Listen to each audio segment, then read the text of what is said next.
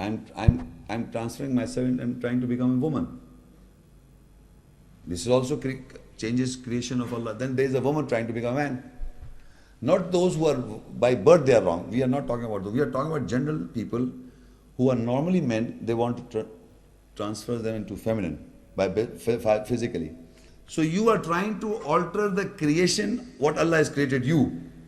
So changing and creating. Then there are men who are shaving. Why men shave beards? Why they are altering themselves to become a woman? Women don't have beards or they don't have hairs on their faces, and if they do have, they pluck it out.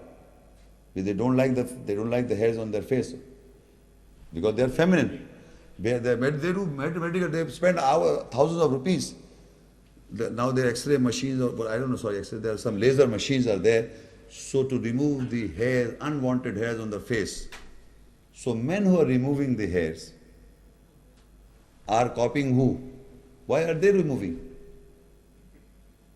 So there is an argument going on in the world where the Quran says that we should keep a beard, where the Quran says to remove the beard. It is like you start asking me a question, Muhammad Shaikh, you have got hairs. Where the Quran says you must have a hair on your head. The hairs on the head are available. So if I am removing the hair of the head, you can ask me, why did you remove it? So similarly, my question to men are, why are you removing the beard? So basically in the ancient time, I think it was the gay who cannot see himself with a beard. His psychologically meant disorder, he wants to see him as a female. So he not only removes the hairs of his face, he removes the hairs of his whole body. And he sees himself as a woman. You understand? And he named men as gentlemen. Ladies and gentlemen. Not men, ladies and men, no, gentlemen. If I say ladies and men, so but when I use the gentle, the women are happy now. We want that like the gentlemen. We don't like bearded men. We want like us, so we should not be afraid of them.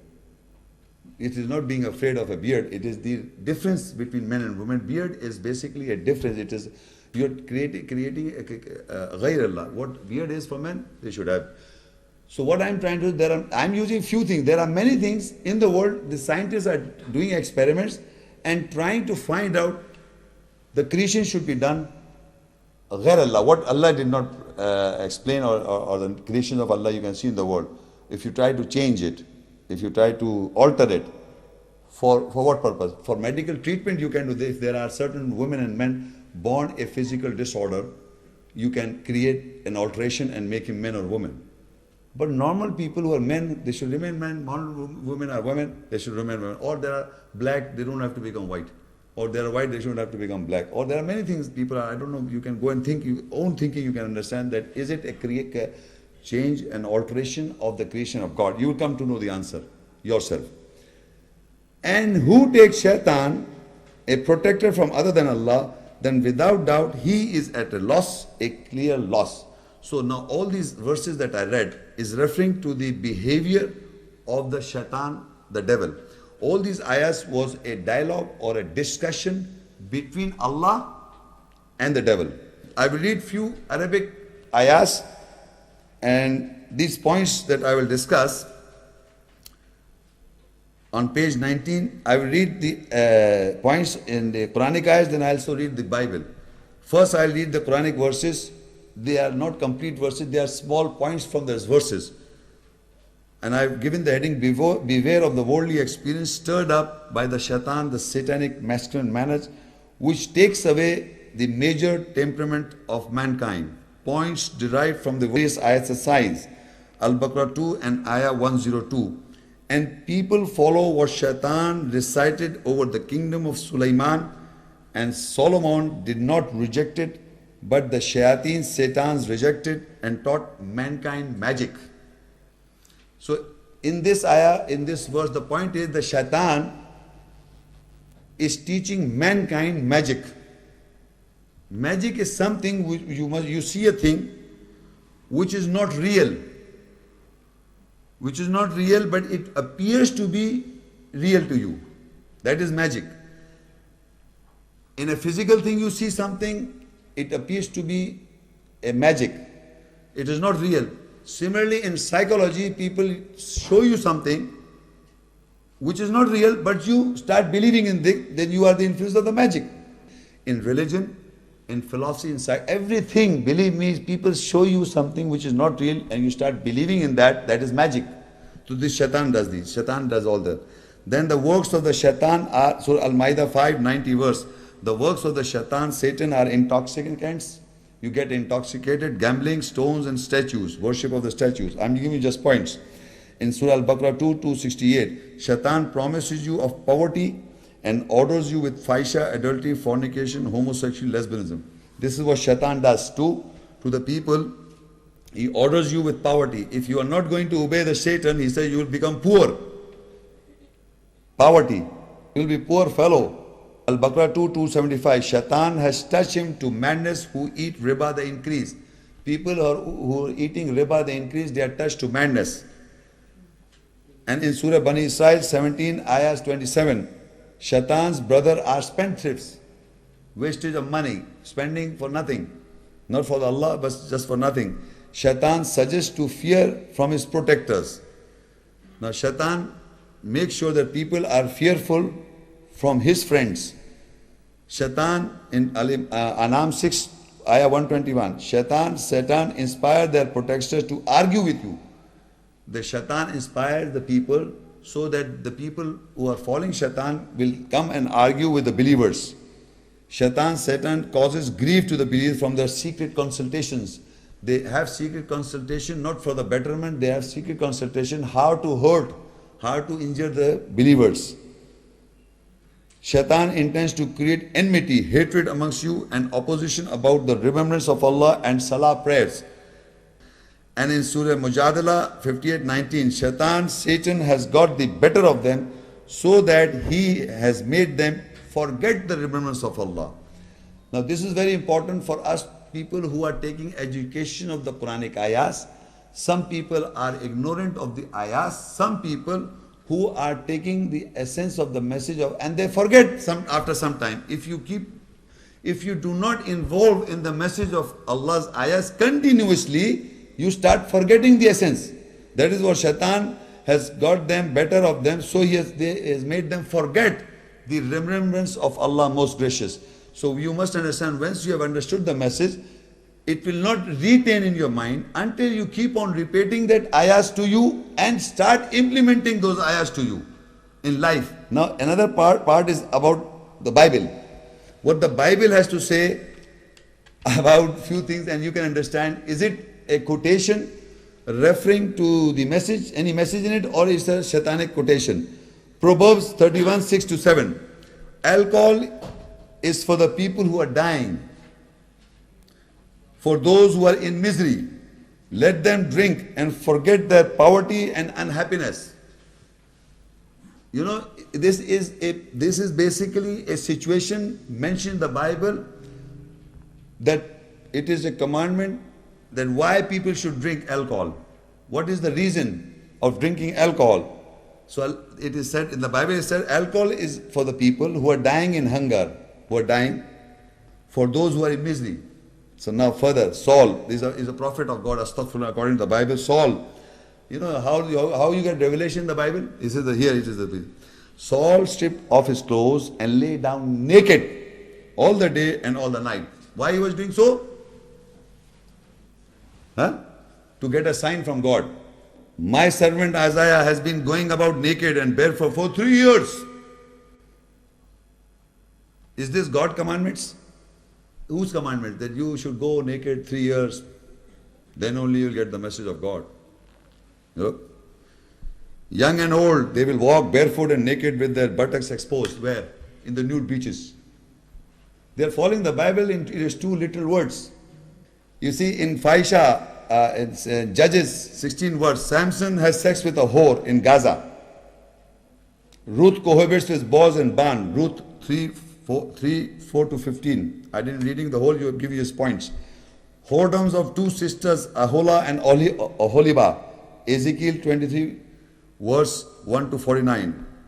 Fahisha, incest between father-in-law Judah and daughter-in-law Tamar. Genesis, you read 38, 15-18. Incest between mother Bilhah and son Reuben. Genesis 35 verse, 35 chapter or book. For other types of insects, see Leviticus 18:8, 18:20, 11:14, and so. What these are basically all biblical quotations to tell you how the shaitan has written all this for you to take guidance. So in the world, people are doing this all naked business because they are following the Bible in its true sense. And who is doing all this? Not Allah. These are not Allah's commandments, of course. Surah Al-A'raf 7 and Ayah 19. وَيَا آدَمُ اسْكُنْ أَنْتَ وَزَوْجُكَ الْجَنَّةَ فَكُلَا مِنْ حَيْثُ شِئْتُمَا وَلَا تَقْرَبَا هَذِهِ الشَّجَرَةَ فَتَكُونَا مِنَ الظَّالِمِينَ. And O Adam, you and your pair stay in the garden, then both of you eat from wherever you wish, and do not go near this tree, so you will become from the oppressors. In this ayah, we have to note it is referring to Adam and his pair, that they may live in the garden and eat of that anything from the garden that is permissible in the garden they can eat, but they are asked not to go near a tree. If they go near that tree, they will be from the oppressors. So there are 3 points or 3 things that we should know. Who is Adam? Second is the Jannah, the garden, and the third is the tree. And Adam's pair, Zawj. Ya Adam uskun anta wa zawjukal Jannah. You and your pair. You see, like we all, in the audience there are ladies and gentlemen. If I call myself a man, there are ladies. But Adam combines both, ladies and gentlemen. And how? I will let you know. You see, there's a place in the Quran where the reference I just give you can write down the reference, is Surah Hujurat 49. I am just give you a few, I will read a portion of that ayah.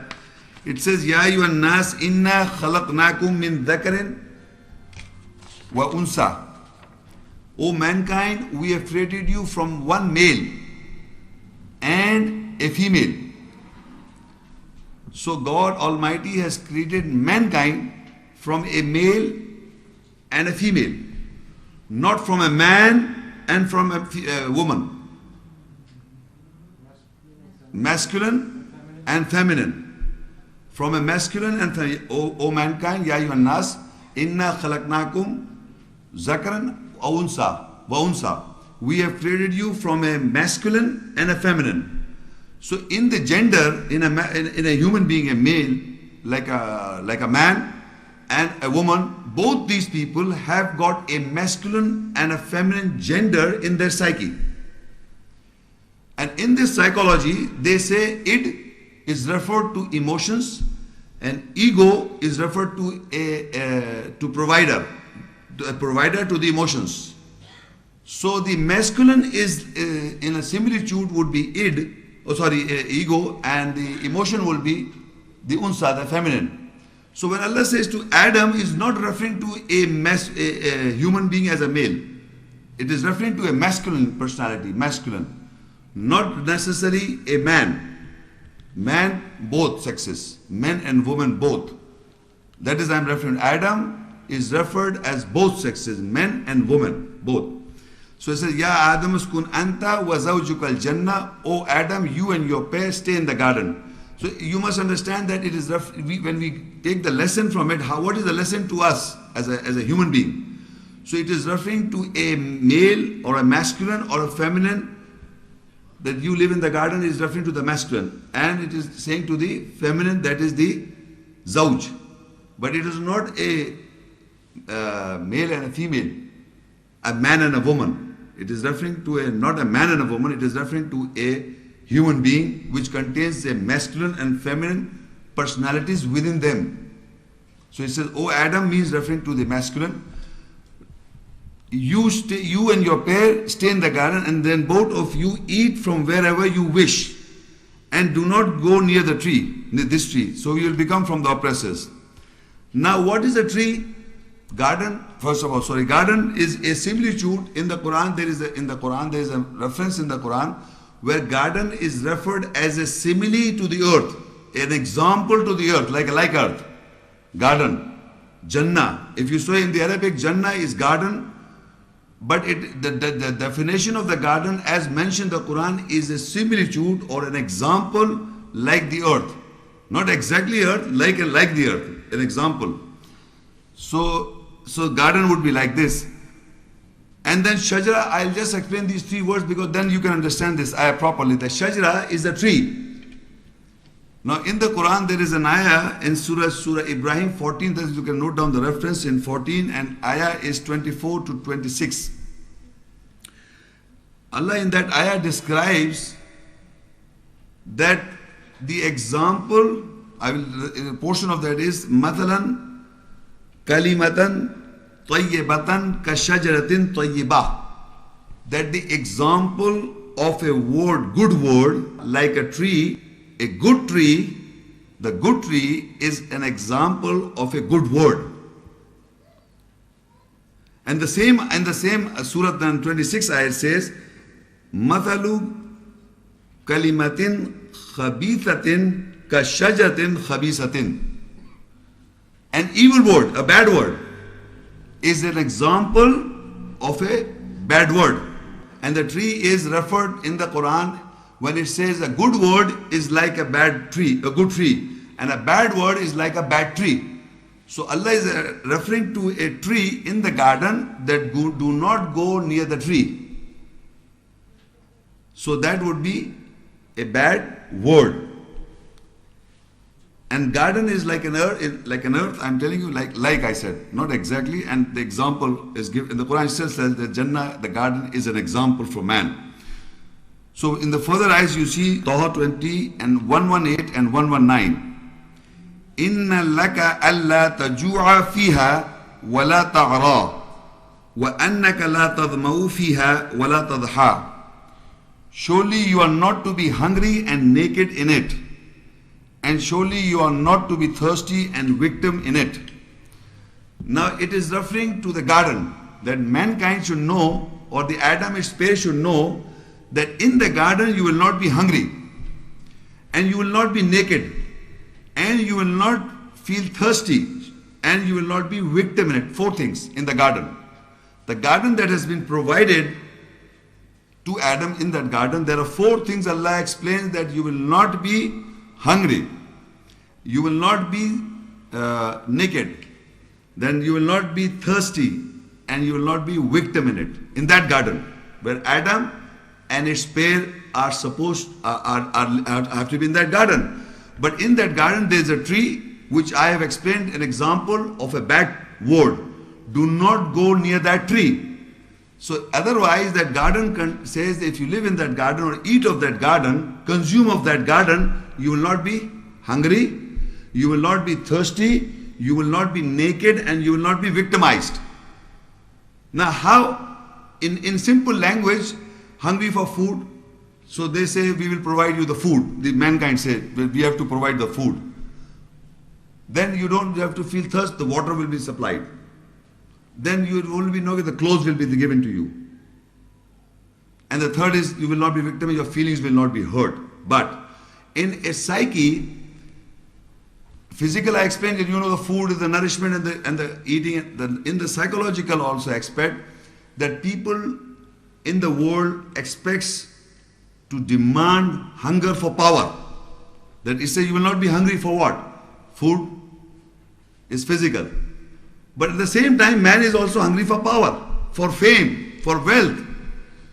You say that. People like this, they are crazy for that.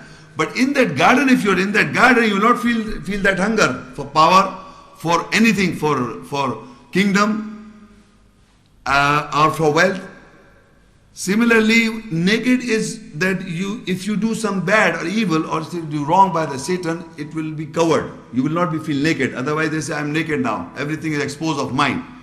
So if you are in that garden, that Adam, as Allah is asking that Adam, you eat of that, consume of that garden, but do not go near the tree. So you will not feel naked. You will always be covered. When a person gets naked, when he does something wrong and it is exposed, he's almost naked, psychologically. Similarly, third factor was that you will not thirsty. Thirsty is for knowledge. People seek knowledge. But if you are in that garden of Allah, that Adam and his pair, that you will not even feel thirst of knowledge, because Allah is, if you are consuming from that garden. Similarly, fourth is victim. That if you are within that garden, you will not be victimized, because who is victimizing? Your feelings will not be hurt, because Allah has provided that garden in such a manner that that garden you will not feel thirsty, you will not be victimized. There is nothing wrong in it, except the tree. Except the tree, that do not go near the tree. And the Quran is explained that tree is refers to, I have explained that is an example of a evil word, a bad tree, or a bad word. Now how this shaitan is going to misguide? Surah Taha, Surah 20 and Ayah 120. فَوَسْوَسَ إِلَيْهِ الشَّيْطَانِ قَالَ يَا آدَمْ هَلْ أَدُلُّكَ على شدة الخلد وملك لا يبلى. So the shaitan, the Satan, whispered to him, saying, O Adam, do I give you the evidence over the tree of eternity and the kingdom that does not decay? Now here the shaitan is whispering to Adam, who is in the garden. He's whispering to Adam, who is in the garden, do I give you the evidence of that tree, of the tree which Allah has referred that do not go near the tree.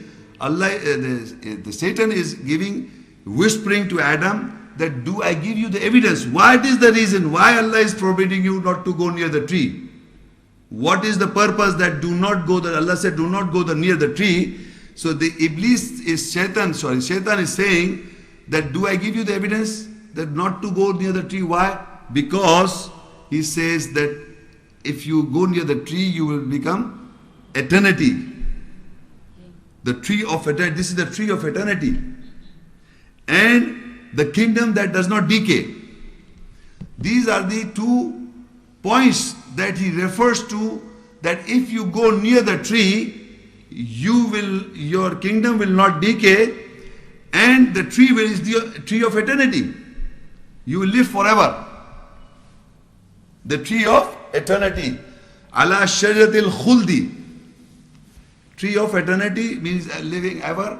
And a kingdom that does not decay. So now you must understand that no man wants to die. Knowingly that we have to die and have to give our account. Everybody knows this. But that knowing is such in darkness that we really do not want to know that we are going to die. So people are involved in the activities of life to an extent that they forget their death. Who is doing it? Because this Shaitan.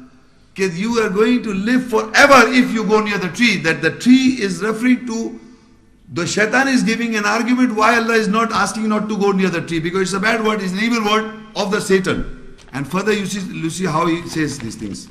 In Surah Al-Araf 7, I'm telling you the references where Satan is influencing man, the Adam and the man, reference how he is misguiding us. Surah Al-Araf 7 and Ayah 20. فَوَسْوَسَ لَهُمَا الشَّيْطَانِ لِيُبْدِيَ لَهُمَا مَا بُورِيَ عَنْهُمَا مِنْ سَوْآتِهِمَا وَقَالَ مَا نَهَاكُمَا رَبُّكُمَا عَنْ هَذِهِ الشَّجَرَةِ إِلَّا أَن تَكُونَا مَلَكَيْنِ أَوْ تَكُونَا مِنَ الْخَالِدِينَ وَقَاسَمَهُمَا إِنِّي لَكُمَا لَمِنَ النَّاصِحِينَ. Then this is Surah Al-Araf 7, 20 and 21. Then Satan whispered, so that he made for them appear from their ills, badness or hurts, which are behind them, and said that your Lord has forbidden from this tree that you become angels and you become eternal, Khalidin. Malakain is angels. And he divided, Allah says, he divided them. Surely I am from the advisor for both of you. Now, the shaitan whispers so that he made for them appear their ills, their hurts. You see, every human being has got their feelings, hurt or ills or badness within themselves. So shaitan, you see, this is a very approach to of shaitan approach is to bring the hurts or ills in front of you. And when he brings the ills or the hurts in front of you, that what is behind us, he brings that forward first. The Satan whispers so that he made for them to appear the ills which were behind them, which was somewhere behind, but he brought them forward. He brought those ill or hurts in front of them.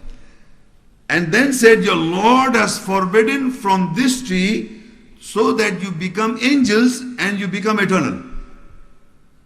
So now you must understand, the shaitan is not immediately telling you, do not go near this tree. Allah said, do not go near the tree, and shaitan said, go near this. No. He says first argument. He brings your hurts, which you are hurt. Because where you are hurt, if somebody touches that hurtness of yours, and then I try to explain something, you will never understand. Because you will be emotionally worked up.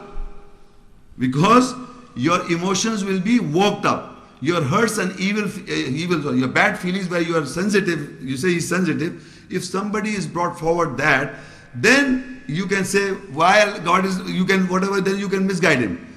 It is not an easy matter to misguide anyone until you move his feelings first, or your emotions where hurts are there, you bring the hurts forward of that person, and then you want to misguide. How to misguide?